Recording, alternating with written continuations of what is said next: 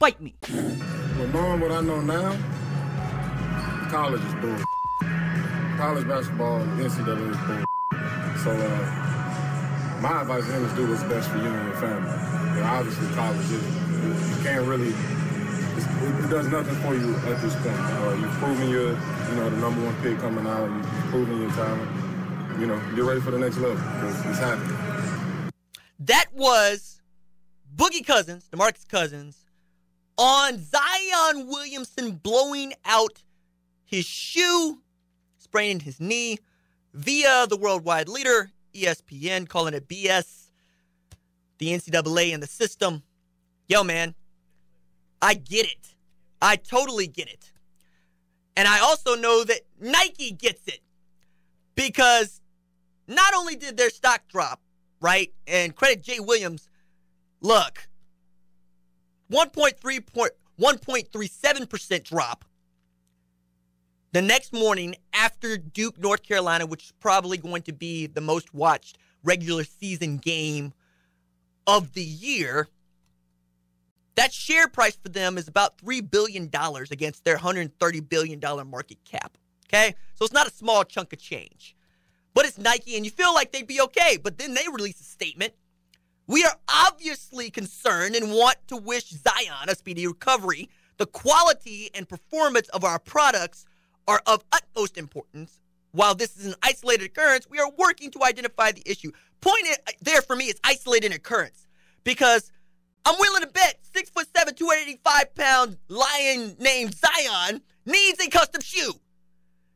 And you know that he needs a custom shoe because he is going to be the number one overall pick in the NBA draft, and y'all are going to try to sign him to a shoe deal. So whatever it is you got to do with Duke to make it work, to get that dude the size 38 shoe that he needs, and to make it conform, then you're going to go do that. Or at least that's what I would think. And we're also talking about a guy who has repped different sets of shoes for Nike, okay? He's worn the Kyrie 5s. He's worn the Adapt BB, the auto-lacing shoe. And, of course, he's worn the PG 2.5, for which Paul George called up Nike and said, what gives? The dude blew out his shoe in my shoes. Y'all messing with my money, Nike. Y'all messing with my money. Now, he ain't put it like that. That's me. That's how I would have put it. Now, publicly, it's like, yeah, I want to know what's going on. I want to wish him recovery and, whoop-de-whoop. But I'd have been like, get him in somebody else's shoes or get him in a custom pair of my shoes. Because we're talking about $44 million for this dude if he goes number one overall for the rookie scale, all right? And what else are we talking about? We're talking about Nike doing its market research. Look, I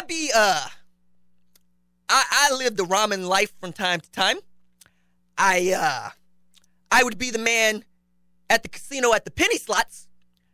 As, they used to come around, they serve drinks. They serve like wine and beer beverages and whatnot. I'd be the dude going, water, right over here, please, sir. Because money is like that. So because money is like that, I download the apps where they pay you loot to take surveys. Okay?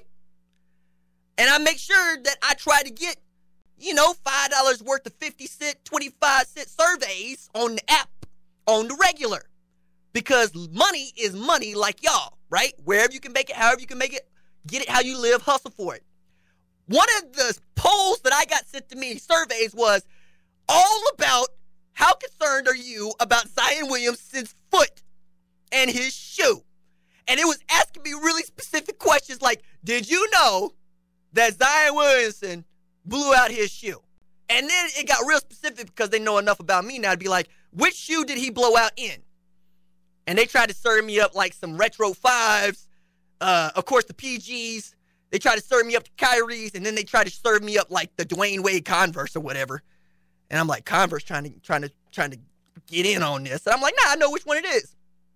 So the fact that they're sending those out to services that look for people to take surveys about events, about the way they shop, about their lifestyles, about what's going on with them, tells me they are for real upset and for real freaking out about Zion Williamson and his blown wheel. And you know they should be, because it's in their best interest to try to make everybody feel okay about this. But it ain't the shoe that we're all worried about. It ain't really his knee, because we found out later he's going to be all right. But it's like what Boogie said. If he was not able to play again, that's his future. That's gone. Right? If it's a catastrophic injury, not everybody is Paul George. Not everybody's going to hit that stanchion and come back and have an MVP caliber season. And saying love of the game versus money are not two mutually exclusive conversations. They exist in the same realm. You can love the game and still preserve yourself for playing for money. Because as the Joker said, if you're good at something, never do it for free. And you're assigning the man a market value when you give him a scholarship to play 1 year of basketball at Duke University. And the numbers are such that it's like ridiculous. It's 50 grand out of state to go to Duke for a year. And you know what? It ain't like my man was going to be going there on in-state tuition in the first place. You're renting him. And you're renting him for so far under market value. What are you saying? He gets to be coached by Coach K? Big deal. He could be coached by who? You want to throw Steve Kerr in there? You want to throw Popovich in there? Huh? The man is going to end up playing on a USA men's basketball team at some point, so that means that somebody worthwhile is going to coach him. He's going to get it. There are people that would be lining up to coach this man free that get paid money to do it because they know being associated with them helps them build their own brand. So don't tell me that Duke is doing something for Zion. TV cameras will follow him just like they found LeBron in high school, okay? When you're that good, you're that talented, when you look like a for real offensive lineman with a 42-inch vert, we're going to find you. And Nike knows it. So why don't you? Why are you still pretending that this farce that is amateurism is good for the athlete and not bad for the athlete? Why are you still pretending that it's okay for some head coaches to get paid $5 million a year and for kids to get paid nothing at all? Why are you pretending that it was okay for Kyler Murray to essentially play football for nothing? It's not. I would say the same thing for you. You're not going to work for free unless that's how the business is built and you don't have a better opportunity to get along. If you were going to get paid to play college football, Corey, what do you think your market value would have been in 2003? For a scholarship at Oklahoma State? Yeah. I'm thinking right around 50,000. Okay. It's going to be a little bit less than that. You think so? Yeah. How much do you think you're worth? At that point, I think I was worth freshman, 2-star. To them, probably 10,000. Okay. And by the time you end up being projected to play in the league, what are you worth? Seeing as how they had me on commercials and all that stuff before the senior year, they started marketing me, I'd probably say 75,000 to 100,000. Pay that out, right? This gets to my point. Would you rather have the degree or would you rather have the loot? The loot. Yeah, who would rather have the degree? Like, that's kind of my thing. You go to college to figure out what you're going to do in life and how you're going to make your money. You go to college to get a job. Exactly. It ain't figuring out it's to get a job. If you can get a job without going to college, that's what you should do. Because only thing you have to do as an adult is get loot, get this money. I'm telling y'all, I'm out here filling out surveys because I'm trying to get this loot. I don't have a master's in professional writing to fill out surveys. You know, I mean, that's not what we're here to do. We're here to get this money. And let's stop pretending that the children shouldn't be compensated for helping us all get this money. You know, and if you're directly benefiting, you have the responsibility to make sure that they're taken care of in every way possible. That ain't what everybody's doing, though. What we got folks doing is saying, nah, man, scholarship, diploma, gonna carry you for the rest of your life. No, loot does. Money. Okay? If you have a great idea and you put that idea into action, yeah, you're gonna make loot, whether or not you got a degree. You know, people want to point to Steve Jobs. Steve Jobs had a great idea, and he kept building on that idea. Mark Zuckerberg had a great idea, and he kept building on that idea. If you can make it happen, then make it happen, which is why Zion Williamson is not going to come back to Duke after a year. Because that scholarship and that Duke diploma ain't worth what the NBA is. So stop coming to my door and telling me about scholarships and how much valuable they are, more valuable they are than anything else. More valuable to you, fine, whatever. That's you. Maybe where you're from, loot doesn't really matter that much. But for those of us that work for a living, nah, man.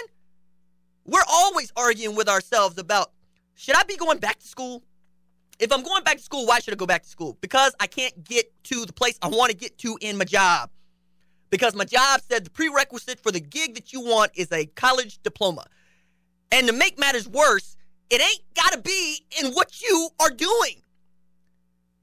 If you are good at sales, it doesn't matter that your degree is in petroleum engineering. Okay? If you are actually the kind of person that goes and can dig holes in the ground and say, I think there's oil there, you don't need the petroleum engineering degree. You know, I put it back toward sports owners, billionaires, or people that own billion-dollar pieces. I guess call them toys, especially when I'm thinking about Jerry Jones. That's who I got in my head right now. Jerry Jones didn't go to school to run the Dallas Cowboys. And it shows. Because he's trash. He's actual garbage as a GM. I hate it. 3 Super Bowls. Jimmy Johnson and Barry Switzer. Jimmy more than Barry. But you know what? Jimmy Johnson didn't get a degree in football. Matter of fact, hey, Corey, how many football coaches got degrees in football? 0. How many football coaches can you name off the top of your head that got $1 million contracts? A bunch. Right. So what are we really talking about here? We're talking about hurting your feelings. We're talking about hurting the feelings of the people who believe that their degree is worth more than what they had to pay in student loans for it. Well, I'm here to tell you as a person with student loans, nah, man. If somebody would have told me what my life would have looked like when I was 31, nah. There would be no going after a Ph.D. There would be no master's in professional writing. Probably would not be a bachelor's degree in exercise science or English from the University of Tulsa. None of that. Didn't know what I was doing, and I was stupid, and I panicked, which is what we're all doing at some point or some other opportunity. Some of us are braver. Some of us know what we want. These kids are those. They're braver, and they know what they want, and they're very, very good at it. Compensate them accordingly. Shout out to the sponsors, Trey's Bar and Grill, thefanstop.com, OU T-shirt of the month club. Use my name, 10% off your purchase. My bro, Steve Bullard at McGraw Realtors, the homie. We're going to see if we can't get RJ up out of this, this garbage studio. And of course, American Putter Company just had my back from the very beginning. It's an awesome company. Never thought that I would be talking about golf on the radio. Never thought that I would be here. But from a piece of cardio equipment, talking about Baker Mayfield planting a flag, to Fight Me with RJ Young on KYAL, the sports animal. Shout out to the bosses who believe in me. And you who are listening live, who believe in me too. That is Corey Hilliard in the booth doing the doggone thing. We'll be back here next week at 10 a.m. sharp. We're going to take you to church. We out.